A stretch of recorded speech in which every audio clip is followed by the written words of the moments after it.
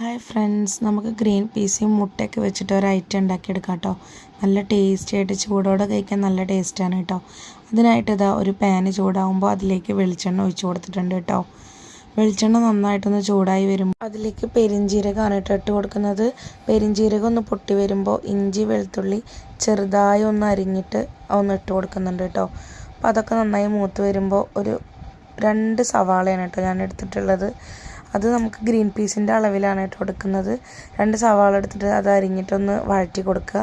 ഒന്ന് നന്നായി വഴണ്ടി വരുമ്പോൾ അതിലേക്ക് ഒരു തക്കാളിയുടെ പകുതിയാണ് കേട്ടോ ഇട്ട് കൊടുത്തിട്ടുള്ളത്. അതും കൂടി ഇട്ടിട്ട് ഒന്ന് വഴറ്റിയെടുക്കുക.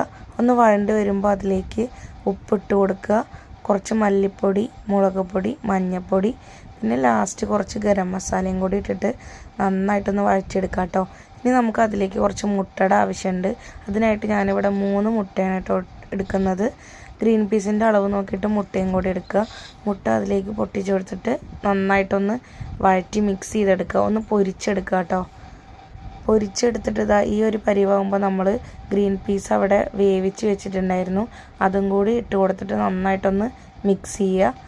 ഉപ്പൊക്കെ നോക്കിയിട്ട് വീണ്ടും നമുക്ക് ഇട്ട് കൊടുക്കാവുന്നതാണ് കേട്ടോ. എന്നിട്ട് ഇതാ ഈ ഒരു പരിവായി കിട്ടും. നല്ല ടേസ്റ്റാണ് കേട്ടോ. കട്ടൻ ചായയുടെ കൂടെ കഴിക്കാനും ചോറിൻ്റെ കൂടെ കഴിക്കാനൊക്കെ നല്ല ടേസ്റ്റാണ്. കാണാനും നല്ല ഭംഗിയാണ് കേട്ടോ. അപ്പോൾ എല്ലാവരും ഒന്ന് ഇങ്ങനെ ട്രൈ ചെയ്ത് നോക്കിക്കോളൂ ഗ്രീൻ പീസും മുട്ടയൊക്കെ ഉണ്ടെങ്കിൽ.